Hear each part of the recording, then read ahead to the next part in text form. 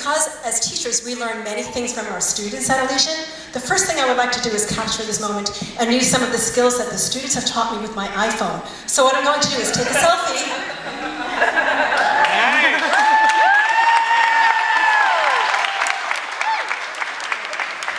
That was hard. Thank you guys. Silliness. A few weeks ago when it was announced to the staff that I would be speaking, someone said to me, and I think it was Lynn Clubville, but she said, no, it wasn't me. But I think somebody told me that I have to make a joke about snow days. So I've been thinking about that, and given that today is June 24th, and we still have 3 days left of school, there is nothing funny at all. I guess that's the joke. Okay, on to the serious stuff. Graduates. This is my favorite of all of the events and traditions at Elysian. To me, I'm sorry, I'm just trying to get this mic right. Graduation symbolizes the Elysian experience. You walked in as individuals, expressing your own style and personality with music and outfits of your own choosing, and how beautiful you all look. But now you sit here among your peers as a community. Like the day you first walked into an Elysian classroom, whether it was in kindergarten or beyond that, or sometime in between that, you entered as individuals, and you retained your individuality, as you should and as we want you to. But you became a community, playing, working together, and interacting as a whole. Here tonight, as you face the people who nurtured and supported you, and some are behind you, your teachers and other Elysian staff members, your parents, guardians, other family members, and close friends, I ask that you acknowledge their hard work and dedication by helping to get you here tonight, by giving them a round of applause.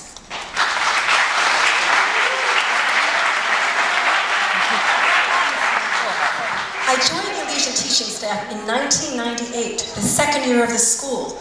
We were only a few classes in the hallway of a local school building. Since that time, Elysian has gone through many changes. We've had several directors, teachers have had to move their classrooms many times, and we've had to change and move to different buildings, though each building still required us to climb up many steps.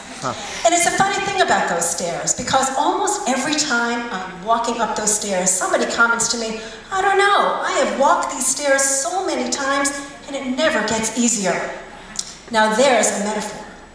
The steps you will take in your life's journey will not necessarily get any easier, but how you deal with them will be what changes, and how you handle them will be what's most important. And I'm not talking about taking the elevator as a shortcut. There will be many changes when we come back to school this fall. You will not be here in the hallways. You will not be the ones walking up and down those steps.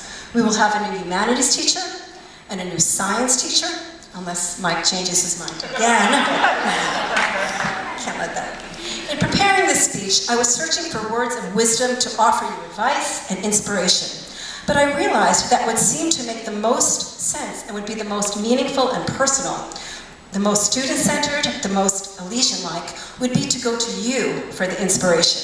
And so I did. I recently asked each of you to talk about ways in which you feel you have changed during your time at Elysian.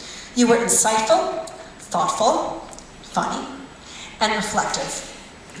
Doing all of those self-portraits over the years paid off, being reflective. You said that you had become more interested in and become better at reading, writing, math, science, social studies, Spanish, art, music, athletics, and technology. You said you developed greater confidence and independence, developed leadership skills. At least one of you said that you have adapted to not having air conditioning.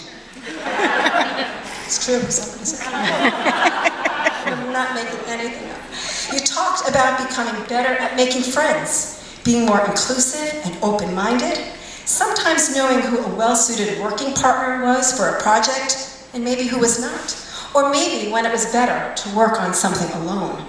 You described becoming better problem solvers, better at handling pressure, disappointment, criticism, and dealing with anger and frustration in constructive ways. You said that you have become more creative and are able to think outside of the box. Many of you described becoming better at communicating, at speaking clearly, expressing your opinions, asking questions, and also at listening. Some commented that you know when it is better not to talk, but when it is important to take the time and listen.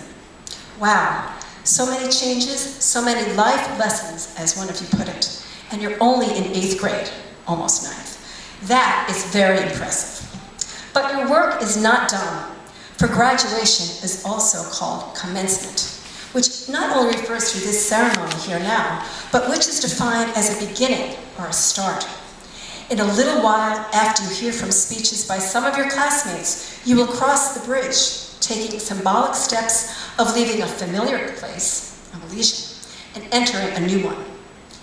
As the 10 graduating classes before you have done, beginning with the very first graduation, a tradition walking over that bridge that was started by Elysian's founding director, Lydia Becker.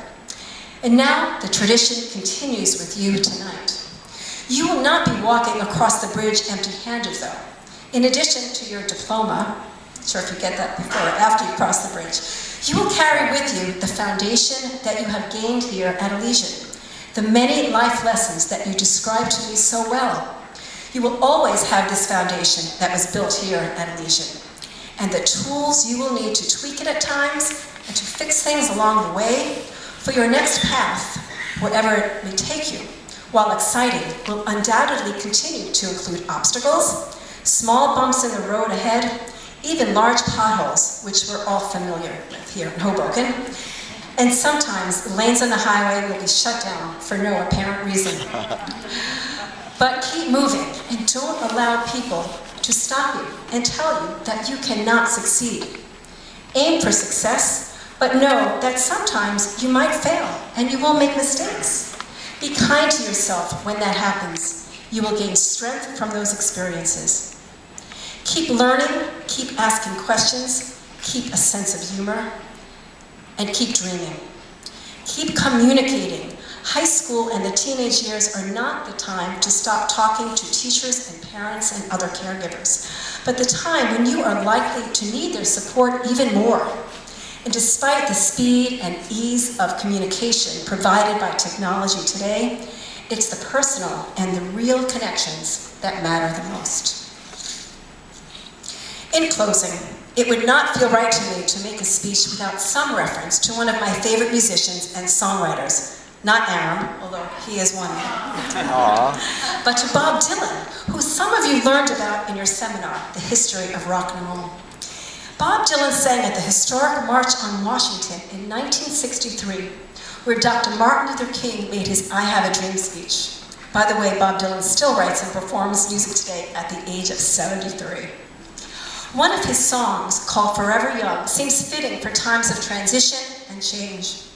Though you will be getting older and continue to evolve, the song's message reminds you to hold on to your joy of learning, and your foundation. The song includes the following lyrics. May you grow up to be righteous. May you grow up to be true. May you always know the truth and see the lights surrounding you. May you always be courageous, stand upright, and be strong. May your hands always be busy. May your feet always be swift. May you have a strong foundation when the winds of changes shift.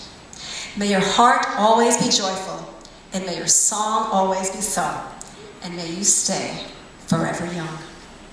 Best of luck to you all. You will be greatly missed. Congratulations.